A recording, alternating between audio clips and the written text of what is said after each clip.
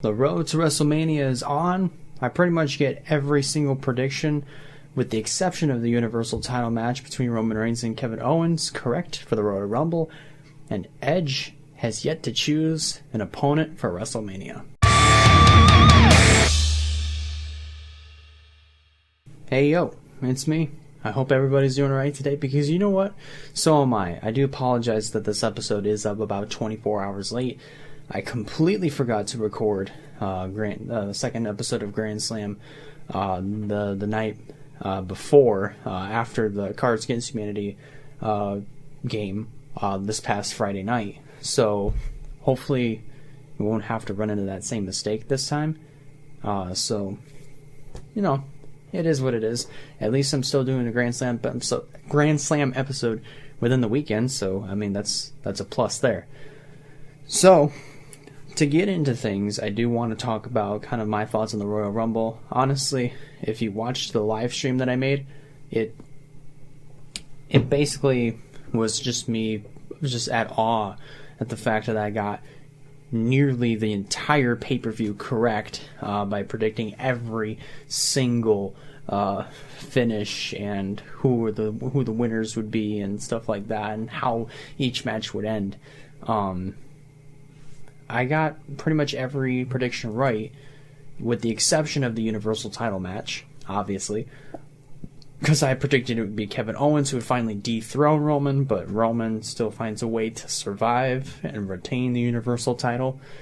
But also, on top of that, Edge won the Royal Rumble for the first time in 11 years. I am messing with a little piece of balloon, so I'll get that out of the way.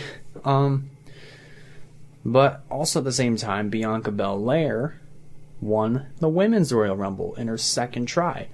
So she also has yet to choose an opponent for WrestleMania.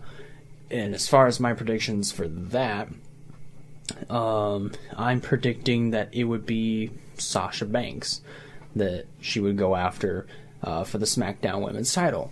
And the reason for this is just because I kind of feel like that Sasha and Bianca have a pretty good amount of mutual respect for each other, and I feel like that, you know, their egos are definitely up there.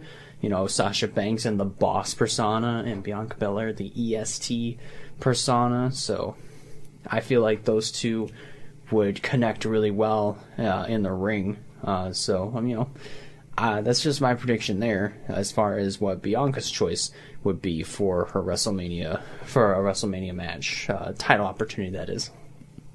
But now to focus on Edge, who won this year's Men's Royal Rumble and has yet to choose an opponent. He visited all three shows. He visited Raw, NXT, and SmackDown this past Friday. And he has held the WWE title before, but he's also mentioned that he's never held the NXT title or the Universal title. He's held neither of those titles. So I've got a couple predictions for that. If possible, Edge could go after the WWE title. I think one thing that probably would happen, though, is that if he chooses to go after the WWE title, probably mid-match, probably close to the end, he could have a little moment where he turns heel and wins the title and holds it for a little while. Either that, or he'll go after either the NXT title or the Universal title. If anything, it's kind of a hard prediction to make because he's held the WWE title before, but I'm still seeing a kind of a heel turn if he were to go after the WWE title.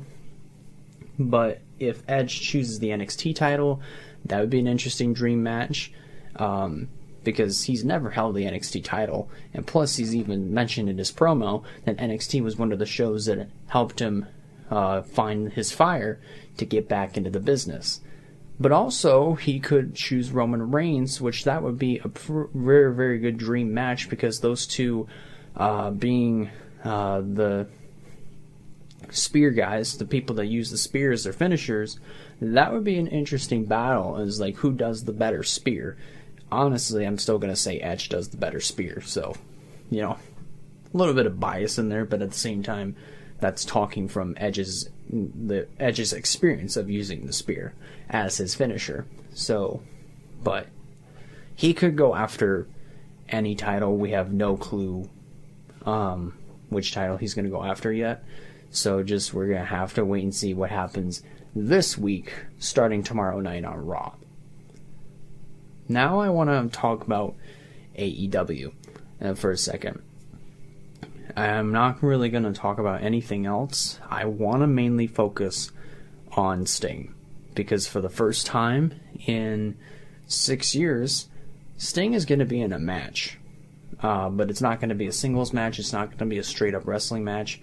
It's going to be a street fight. And he'll be teaming up with Darby Allin to take on Ricky Starks and Brian Cage. Now, this is, like I said, this is the first match for Sting since 2015 at Night of Champions, I believe. Yeah, has to be. And he's probably, if this match most likely probably would start on the ring. But if anything, he's probably going to have a little bit of ring rust. But at the same time, I really don't think it should be too big of a problem, because he's, like I said, he's going to be teaming with Darby Allin, and he'll definitely have some protection with him. So I think that Sting is going to be fine, but my only concern is like something similar happening to him, because I think what he suffered from was like some sort of whiplash in the ring when he was still with WWE.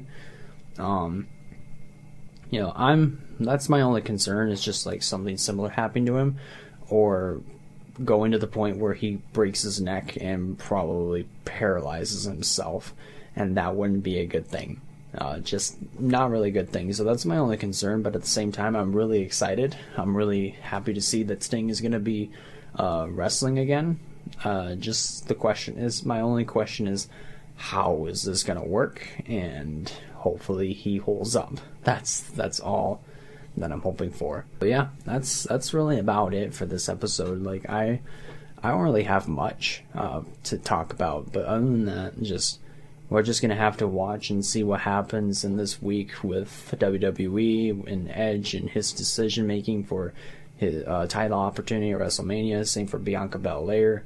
But also watch for AEW, see what happens in each and every single storyline. We've got a lot of things happening, so we're just gonna have to wait and see what happens. So that's about it for me. Thank you guys a lot for watching. If you liked the video, go ahead, give it a like. If you have not considered subscribing yet, I recommend you do so to keep up with some fine content coming out in the near future. That about does it for me. I'll see you in the next one.